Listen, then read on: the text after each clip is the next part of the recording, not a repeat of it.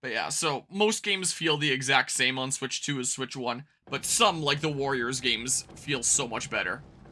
Apparently, I own Persona 5 Strikers on Switch. I got a Switch copy for like a decent price a while back when it was on sale on an online retailer, figuring like, oh, I'll do it eventually. And I keep on meaning to do it, and then more Persona games keep on coming out, and I keep on not getting around to it. No way! You two again! But apparently that one doesn't have uncapped frame rate. Too late! Fuel tanks full, losers! So while the Nintendo Warriors games run so much better on Switch now, I've heard that apparently that's not the case for Persona 5 Strikers, so even playing it on Switch 2, it'll continue to just be, like, worse than the other platforms there, which sucks. Because I would like to play Persona 5 Strikers at some point here, and gosh dang it, I may as well play the Switch version because that's the way that I already own it. Save myself some monies there. But I guess it won't be playing any better, from what I hear. Maybe the bits about that on the interrupts that I read were wrong, and maybe it will work better. Who knows? No, why would I? I have to pay for it. So I'm not doing that. I'm not wasting my money for that. It's just like, oh boy, we put in Zelda's notes to justify you needing to pay for this performance upgrade. So there's things like the Pokemon Scarlet and Violet performance upgrade, which I tried out, because that's just like free built in. It's just like, hey, here's a patch if you have Switch 2. But with Breath of the Wild and Tears of the Kingdom, they monetized it. I have to pay like, what is it, $15 or something like that to get it? But the map that you can Google, yep, that's right. So, like, sure, I'd be able to play Breath of the Wild at 60 FPS, but then I wouldn't be able to do my glitches as reliably. Like, if I'm doing something like an extended shield clip in Breath of the Wild, that is a frame-perfect glitch. So, if it is now running at, like, double the frames, my frame-perfect glitch is now getting twice as hard. So I'm not necessarily sure that I would even want to play Breath of the Wild in 60 FPS, because it would genuinely make my tricks harder. I like the timing that comes with the 30 FPS there. I'm sure there's lots of crazy glitches you can do in Tears of the Kingdom as well. I never bothered to learn them. I just bothered to do that with Breath of the Wild. Let's just not get hit. Oh my goodness, frame drops. So, I think if I had access to, like, the performance upgrades, I would like to be able to toggle it between, like, a 60 FPS and 30 FPS mode, just for the sake of my tricks. But I assume that if you have the... Oh my god. Yeah, this is a brand new game on a brand new console, and there are frame drops. Amazing. Oh, I don't have to even sing for those. Okay. It would be really nice if there was a way to toggle, like, between 30 and 60 FPS. I don't know, I haven't looked into it, but I would assume that there's probably no way to toggle it, most likely, and it's just gonna be like 60 FPS forever. And I don't really want that necessarily. I think I'd honestly just rather Breath of the Wild be at 30 FPS so I can consistently get things like my extended shield clips. Like, I'm sure I could learn how to do them in 60 FPS. Like, you purposefully buffer in the menu to make it easier to get so you can actually get it consistently. So, it's a little bit disingenuous to say frame perfect when you can constantly open the menu to try to find the exact frame that you're looking for. But even then, I don't always get it first try. And, I don't really want to relearn this whole trick with 60 FPS, have it be a whole lot harder. I'd rather just play at 30. But yeah, if it was free, I would absolutely go play some more Tears of the Kingdom on the channel, at least. Since I played a whole lot more Breath of the Wild than I did Tears of the Kingdom on the channel. And, I guess I can just punch through these here. This is what I can do. Wow, come on. And I could always go do some more shrines, showcase some more stuff in it. So if it was just a free paid enhancement, a free upgrade there, I would totally showcase it and do some more of my Tears of the Kingdom playthrough on this channel. But because it's paid, no thank you. DK. A name I won't forget. The core's not for you, so stay away. Don't tell me what to do, little brat.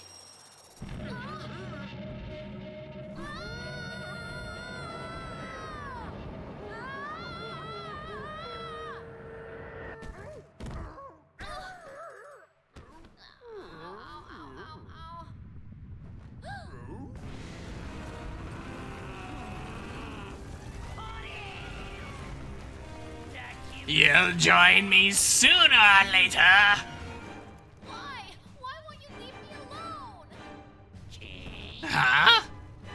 You don't know about your own special power? So even if you get to the planet core, your wish won't come true! My own special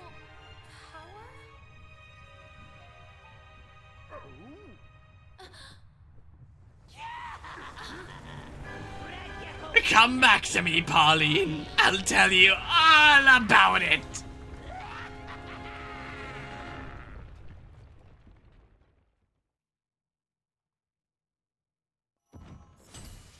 Alright, dive to the next layer then. Remember Digital Foundry's review pointing out how those wave attacks have such low frames now I cannot unsee it.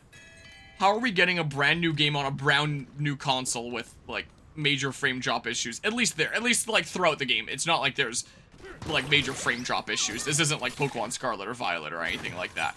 But, still, what the heck, man? But yeah, let's see here.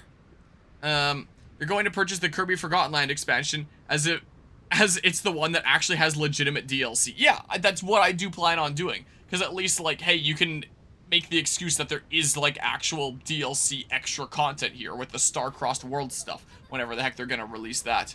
But yeah, it's Nintendo, they're not going to give you the option to change game settings to your benefit. Yeah, exactly. And if I want to be realistic, I really enjoyed learning how to break Breath of the Wild in 2. It turned it into a completely different game, and I had a lot of fun using glitches to completely break that game. And it is possible, it probably won't be the case, because I have lots of other games I want to play, but it is possible. What if the day came that I wanted to learn how to break Tears of the Kingdom in 2? Then maybe I would want to learn the glitches of that game. And what if that one has frame-perfect glitches? Because there's a few frame-perfect glitches that I know in Breath of the Wild. What if there's frame-perfect glitches that I can use in Tears of the Kingdom? Well, if I'm stuck at 60 FPS forever now, well, then it's going to become so much harder. So do I even necessarily want the paid expansion thingamabob for Tears of the Kingdom, realistically? Because then I never have the option to go back to 30 FPS again, unless I moved my cartridge into my Switch 1, and then I guess I could play on my Switch 1 instead of my Switch 1 dock.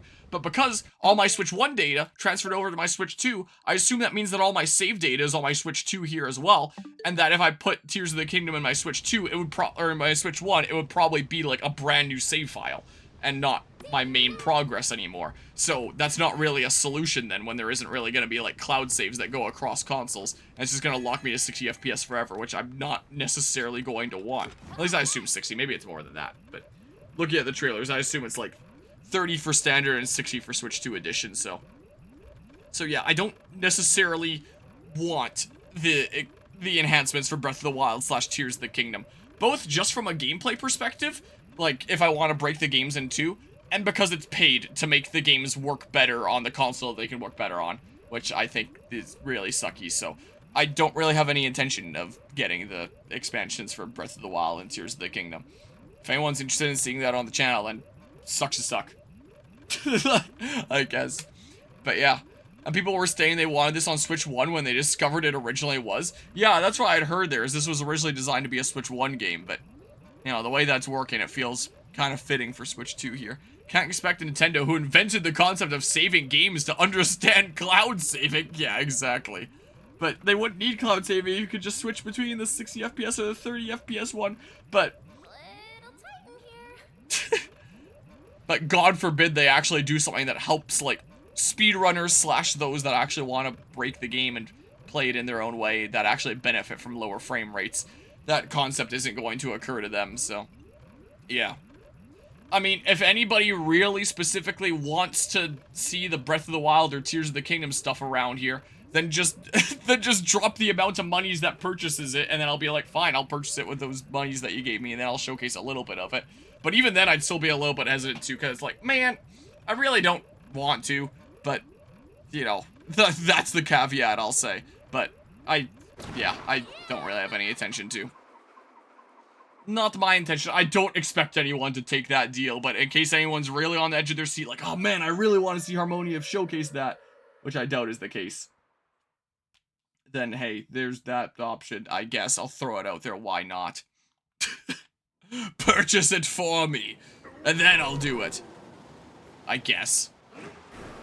But then I'll also feel bad about it, because then, like, what if I want to do my glitches in the future? I don't know, man. Why did he want to bring me But yeah, I just don't think that it's a good investment. So, if it was a free thing, I would showcase it and be like, hey, this is what it's like with the performance enhancements, but otherwise, no thank you. I'm good, methinks. Let's not permanently alter my games. But yeah, it's called delete the DLC data off the device as a potential fix. Haven't tested that, so I can't say. I mean, would that count as DLC or would it count as an update, I wonder? Imagine if that person was in here now and just dropped the 20 needed. Imagine. Then I just switch my game category right now. Resort layer. Pretty giant Minecraft watermelon there. I don't even have my cartridge of Tears of the Kingdom here. I lent it to my little cousin a while back. And I think he still has it. Probably hasn't even played it in a while, but I'm sure he still has my cartridge. My little cousins probably have a decent few of my Switch cartridges. I'm pretty sure I have my Breath of the Wild cartridge around here still, but I don't even have my Tears of the Kingdom one. So I couldn't even hop into it if I wanted. I need 3 points for the next thing. Jeez. Well. The weather is perfect. How about we take it easy for a bit, DK? Lots of square, massive fruits. Greetings, visitors. You've arrived at the restful and relaxing resort layer.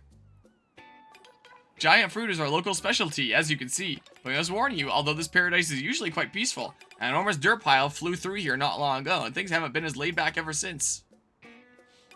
See those shark monsters over there? It dropped them off and then it just left. So if your itinerary includes the tropical retreat up ahead, please enjoy, but be careful.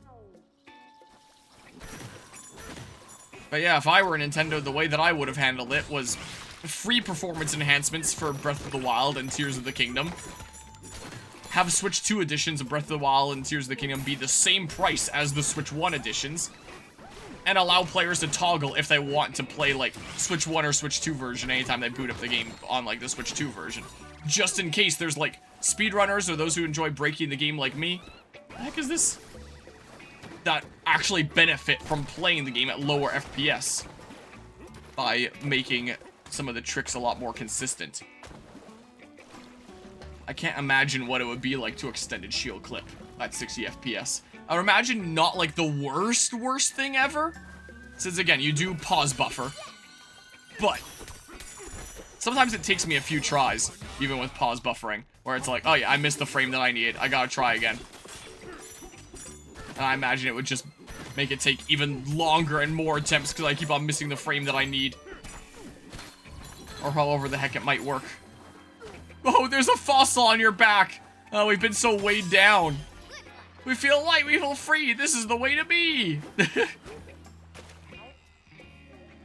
Fruit Bowl Archipelago, a tourist guide. You find rare items inside the oranges or pears that grow natively on these islands, or so we have heard. But yeah, they still charge full price for a 9-year-old game? Well, assuming that we're doing the Nintendo stance of the prices haven't dropped. Like, in terms of just the Switch 2 editions, we're saying. Like, assuming that we're Nintendo that hasn't dropped the price of Breath of the Wild or Tears of the Kingdom in the first place. Just saying that it shouldn't be any more expensive than those. You know.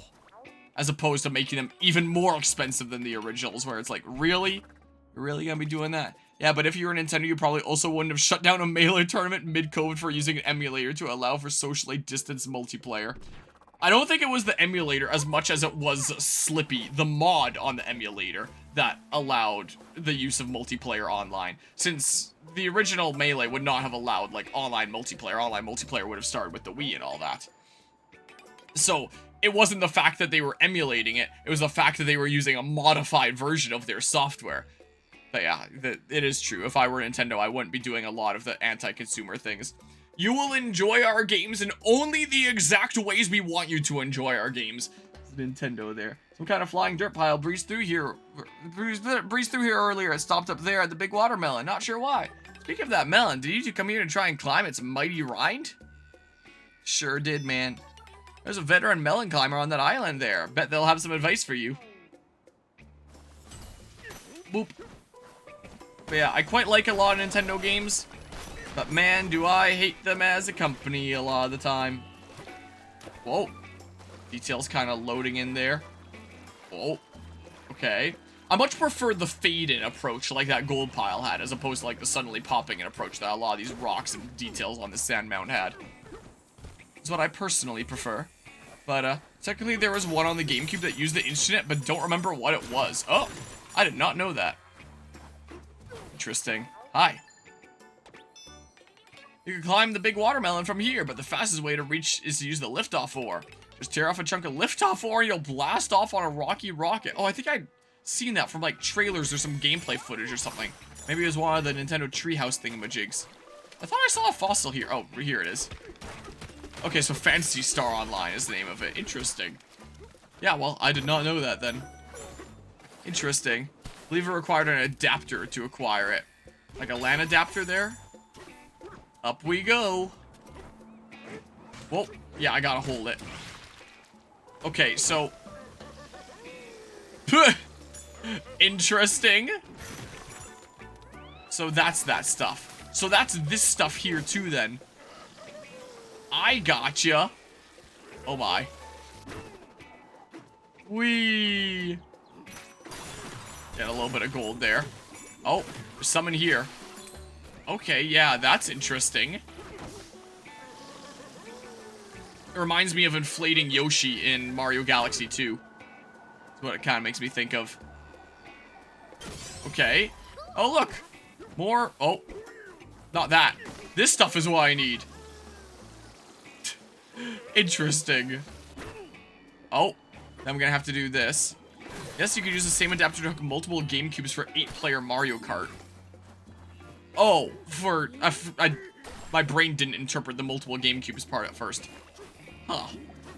Oh, come on. You hit one of those shifty things with the chug, it'll shift it to a solid platform. We haven't seen what happens when you hit one with the liftoff ore. Is there a liftoff ore in here? If I dig? I don't know. Break some stuff? Get some gold here or something? Yeah, more things possible with the GameCube than I realized. I don't know. Would there be any liftoff ore in here? If I just mine a little bit? I sure don't see any liftoff ore in here. Like there's that one. Do I have to say... Do something like this? Where I...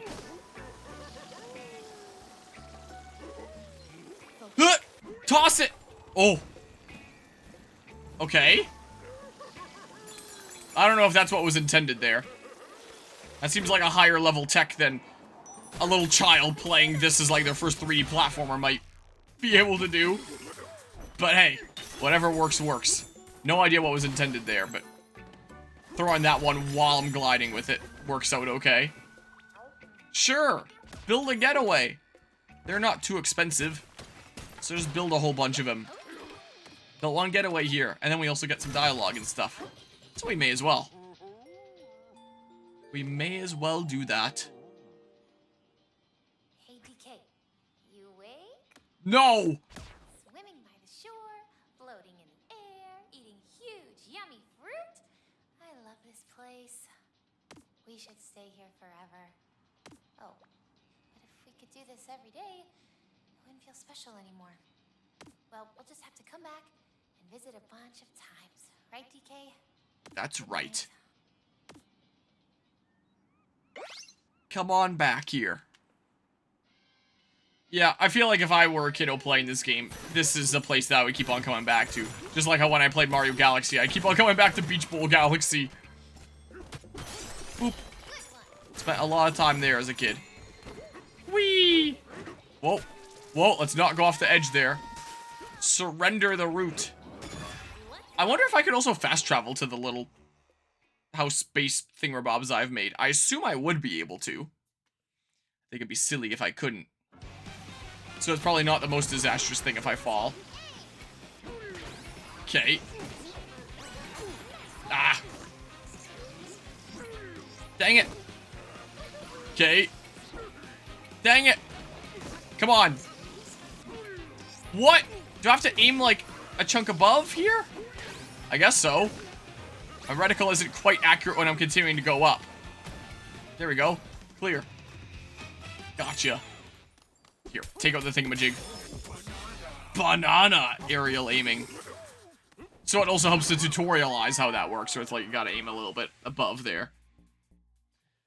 Since you're moving up and all, and that changes your trajectory by the time that you throw. What an adventure!